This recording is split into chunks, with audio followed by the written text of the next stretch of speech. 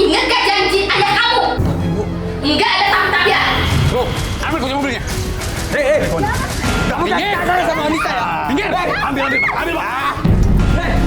Bro, cepat Pak. Pak, gimana sih? Tidak ada urusan dengan kami, Bu ya. Pak, tidak ada urusan. Tidak ada urusan. Oh, jadi lu yang namanya Nova ya? Sakit. Udah. Dasar pelakor lu ya. So cantik lu ya. Kegatelan lu. Astagfirullah. Mbak ini siapa? Lu nggak tahu ya? Gua ini masih susahnya. Benny. Dan Tuhanmu telah memerintahkan agar kamu jangan menyembah selain Dia, dan hendaklah berbuat baik kepada ibu bapa. Jika salah seorang di antara keduanya atau kedua-duanya sampai berusia lanjut dalam pemeliharaanmu, maka sekali-kali janganlah engkau mengatakan kepada keduanya perkataan A, dan janganlah engkau membentak keduanya, dan ucapkanlah kepada keduanya perkataan yang baik. Dan rendahkanlah dirimu terhadap keduanya dengan penuh kasih dan sayang. Ucapkanlah, wahai Tuhanku, sayangilah keduanya sebagaimana mereka berdua telah mendidik aku pada waktu kecil. Quran Surat Al-Isra ayat 23 dan 24.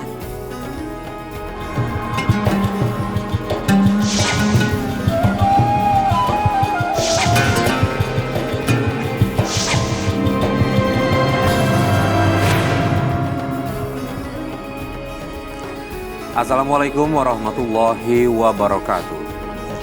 Selamat pagi pemirsa Tawakal yang dirahmati Allah Subhanahu wa Ta'ala. Senang sekali saya Farid Hasan kembali menjumpai Anda. Dan pemirsa, alhamdulillah di studio sudah hadir bersama kami Bapak Ustadz Muhammad Ziyad. Assalamualaikum Pak Ustadz. Waalaikumsalam warahmatullahi wabarakatuh. Dan pemirsa, selain Ustadz Muhammad Ziyad juga sudah hadir bersama kami seorang narasumber bernama Mas Firman. Dan tadi di depan kita sudah lihat bersama itu adalah cuplikan dari reka adegan mengenai permasalahan hidup yang menimpa Mas Firman. Assalamualaikum Mas Firman. Waalaikumsalam warahmatullahi wabarakatuh. Baik Mas Firman, bisa langsung cerita aja ke kita ada permasalahan apa dalam hidup Mas Firman? Baik, begini Mas Farid, terima kasih sebelumnya. Saya punya beban Mas. Permasalahannya adalah saya itu awalnya keluarga saya baik-baik saja. Segala perekonomian semuanya tercukupi. Apapun yang kami butuhkan tercukupi. Sampai akhirnya ayah saya divonis sakit kanker. Ditambah lagi saat itu saya menjadi tulang punggung. Karena saya anak laki satu-satunya di keluarga saya. Sementara saudara-saudara saya adalah perempuan, Mas. Berapa bersaudara? Ada 4 bersaudara, Ada 4 Mas. bersaudara. Iya. Mas yang paling tua atau cuma laki? Saya laki satu-satunya. Anak ke? Saya anak ketiga dari 4 bersaudara, Mas. Tiga. Kemudian setelah Bapak mengidap penyakit kanker, akhirnya butuh biaya besar gitu ya. Nah, untuk pengobatan Bapak dari mana itu? Nah, pada saat itu saya sebetulnya juga kuliah. Nah, pada saat ayah saya sakit kanker itu, saya harus warawiri Mas, untuk mencari pembiayaan untuk rumah sakit, karena biaya pengobatan kanker itu nggak murah Mas. Dan saya sampai akhirnya kuliah saya terbengkalai, dan perusahaan ayah juga saat itu kondisinya semakin menurun Mas, semenjak ayah sakit. Artinya Mas fokus untuk mencari biaya untuk pengobatan ayah ya? Iya. Sampai kemudian perusahaan ayah sampai habis asetnya. Nah, ayah masih sakit-sakitan, terus kemudian biayanya dari mana lagi? Biayanya itu saya harus pinjam ke bank. Dari bank itu juga mereka meminjamkan saya sampai ya saat perusahaan ayah saya kolaps, rumah, mobil semua disita Mas sama debt collector. Dia datang ke rumah saya, dia mengambil semua mobil dan rumah saya Mas untuk melunasi hutang itu, karena saya juga udah nggak ada upaya lagi apa yang harus saya lakukan Mas. Jadi hutang itu rumah sebagai jaminannya begitu? Betul, juga Mas. Kendaraan bermotor juga jaminannya. Iya. Nah setelah hutang sudah jaminannya diambil semua sama bank, kemudian tinggal di mana Mas sama saudara dan ayah? Mohon maaf, ibunya kemana waktu itu? Ibu saya ada, Mas. Ada. Ibu saya ada, kakak-kakak saya juga ada. Artinya Ya, terus kalian tinggal di mana kemudian?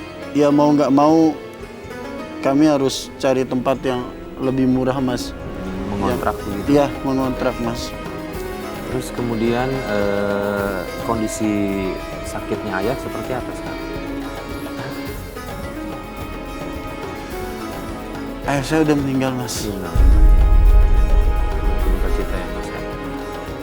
Ayah saya meninggal, tapi ada beban lagi, Mas. Selain dari itu, saya dilarang untuk menikah sebelum kakak-kakak saya semua menikah, Mas. Sementara saya sendiri sebetulnya sudah ingin menikah, Mas. Yang melarang itu kakak. Alasannya apa melarang untuk menikah?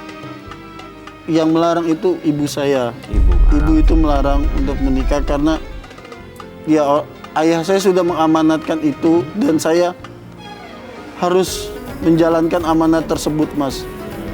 Apa amanat dari ayah? Amanat ayah saya adalah saya tidak boleh menikah sebelum kakak-kakak saya semua menikah.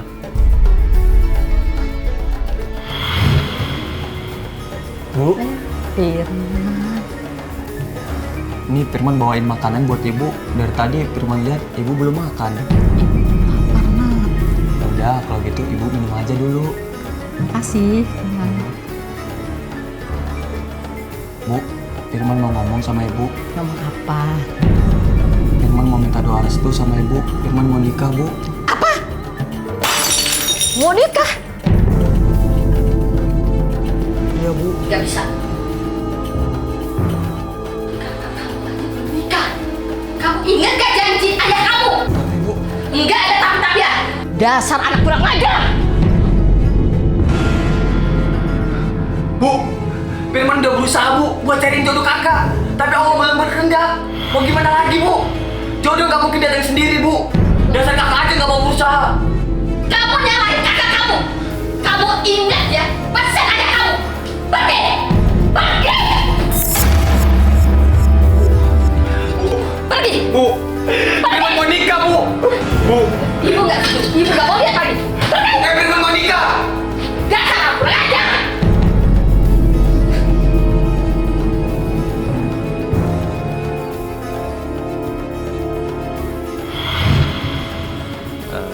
Pak Ustadz, ini Mas Firman punya masalah, dia ingin menikah, tapi tidak boleh sama orang tuanya karena ayahnya sudah mengamanatkan dia untuk biar kakaknya dulu lebih menikah. Kakaknya perempuan semua berarti ya? Betul, Mas.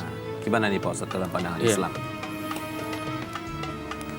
Terima kasih Mas Farid. Mas Firman, saya ikut menyampaikan duka tadi karena ayah sudah mendahului Mas Firman dan keluarga.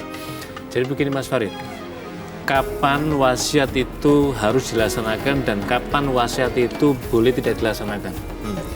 Wasiat itu harus dilaksanakan sepanjang tidak bertentangan dengan ajaran agama. Jadi misalkan kamu jangan ke sana, soalnya di sana, padahal di sana nggak ada, gitu. Itu tidak harus dilaksanakan seperti itu. Gitu. Nah, saya lebih melihat pada begini, mungkin pesan tadi itu lebih pada Mas Firman sifatnya sesungguhnya tidak dalam mana larangan. Yang boleh dalam larangan itu hanya tuntunan agama, Mas Firman, itu harus dipahami.